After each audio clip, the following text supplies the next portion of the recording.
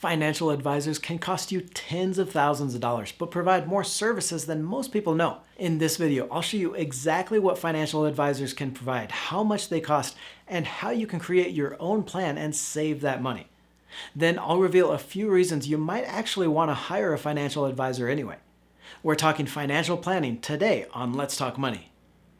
Hey Bowtie Nation, Joseph Hogue here with the Let's Talk Money channel. I want to send a special shout out to all you out there in the nation. Thank you for spending a part of your day to be here. If you're not part of that community yet, just click that little red subscribe button. It's free and you'll never miss an episode. Nation, the number one thing I've tried to do here on the channel is make you a better investor.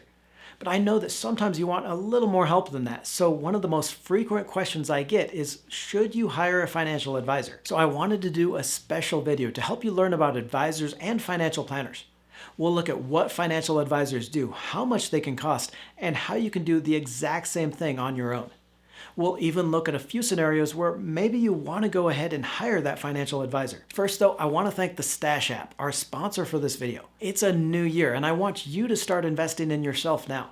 And to help you stop putting it off, Stash is challenging first-time investors to invest just $5 a week and is going to give you $5 of stock to get you started. Stash is a personal finance app already used by more than 5 million Americans and can simplify investing with all kinds of educational and automated investing tools.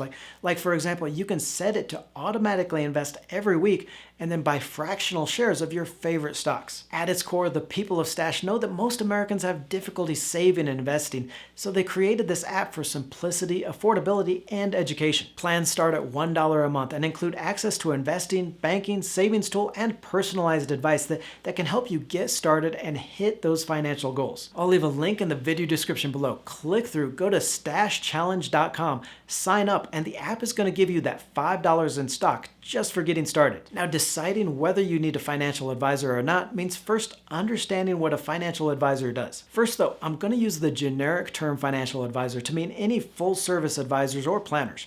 We're not talking about those stockbrokers or the registered investment advisors here. And I don't want you to get the idea that I don't trust financial planners or I don't think they are professionals. You're going to see here they do a lot of work and can simplify your goals. The question is though, do you need a financial advisor or can you do this all yourself? So first, an advisor should sit down with you and listen to your goals, your income, your budget, everything that makes you tick financially. It's usually going to start with a questionnaire that covers your assets, things you own, your liabilities, the things you owe, and then along with your income and expenses. You should also work through your retirement needs and other goals like your kids' education costs or leaving a legacy. Then you're going to look at that risk tolerance, i.e. how much you freak out if a market crash hits your portfolio. So an advisor should take all this and put together a plan just for you. They'll show you how much and what types of insurance you might need, maybe help you see where you can save a little bit of extra cash in your budget, and the investments that are going to hopefully get you to your goals. You should also get regular checkups by the advisor to make sure you stay on track. Some might give you tax planning advice, and they can help change your plan when you have those big life events that come around, like having kids or that big bingo prize that you just won. So if we know this, what an advisor does, how much do they typically cost? Now, financial planners are professionals and they charge professional rates. There are generally two ways that financial advisors make their money: fee only or commission based. Now, the fee-only advisors might charge a flat fee, usually between $2,000 to $7,500 a year, or an hourly fee of a few $100s per hour, and a required minimum number of hours. The commission-based advisors are going to charge a percentage of your account balance, and it's typically around 1% of what's called assets under management, or AUM. So if you've got $500,000 for them to manage, they're going to charge that 1% of that, or $5,000 a year. And now many of these are only going to accept you as a client if you have at least $250,000, so they know they'll make at least $2,500 of commission each year. Understand too, and this is something you need to ask about or watch for, some advisors also make money on the investments they recommend. They might get a commission when you invest in certain mutual funds or other products, so always ask if they're making money on this as well. Next, I'll show you how you can be your own financial advisor, but first I want to throw this out to the community. Do you think it's worth it to pay for an advisor? Knowing what they do and how much an advisor costs, what do you think? So scroll down and let us know in the comments below. Now I want to show you how you can be your own financial advisor. You can start by writing out your goals, and this should be those short-term and long-term goals. Where do you want your money to go for things like education, down payments for a home, and what does a retirement look like to you? Nation, this can be such an important step, not only for that planning, but for the motivation to keep saving. Besides writing these plans out, you're going to create that mental picture around your goals so when budgeting gets tough, you can think back on that picture to motivate you to keep on going. Then you want to set out your budget and your net worth. Your net worth is just all your assets, so what you own minus your debts. It's a measure of where you're starting from with your finances. For your budget, if you're having trouble saving, try taking the money you want to invest out immediately when you get paid.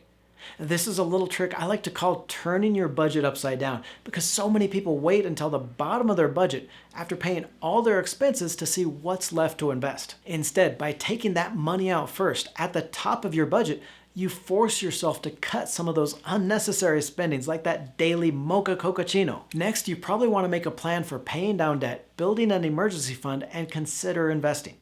One way to pay down your debt is to start with your highest rate loans and then put as much money as you can into these each month. Try saving at least 3 months worth of expenses in an emergency fund, and after that, consider putting whatever money you can to work through investing. That actual investing plan is something I think a lot of investors out there overcomplicate. Honestly, you don't have to beat the market to reach your financial goals. You don't need to chase those hot stocks or the investments. Now, a big step that too many people miss is considering health and life insurance. Now, I like using a high deductible health plan so I can put money away in a health savings account, but not everyone is going to want those higher deductibles on their insurance. So make sure that you know the trade-offs and look into which plan best suits your unique needs. Setting a reminder to check your plan over twice a year or even every 3 months can help you stay on track for your financial plan. Check your budget and savings to see if you're hitting those goals and make sure your big picture goals haven't changed. Obviously, these are general steps that you're going to be taking, so you'll need to do a little research to see what goes into each.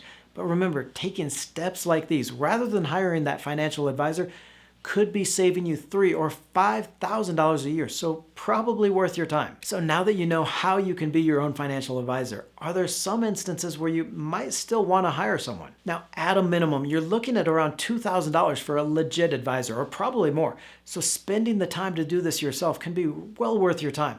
But there could also be times when you might want to hire an advisor. If you have no idea where to start with insurance, estate planning, or even with your retirement goals, and you just don't have the time to learn right now, it might be helpful to at least pay an advisor to just set up that initial plan for you. Another scenario is if you're consistently losing money on your investments, even when the market is doing well, and you can't figure out why. It may actually save you money in the long run to sit down with an advisor and see what you may be doing wrong. Don't forget, check out that link to stashchallenge.com in the description below to get your $5 in stock for signing up and get some great tools that can make investing easy. Click on the video to the right and don't forget to join the Let's Talk Money community by tapping that subscribe button and clicking the bell notification.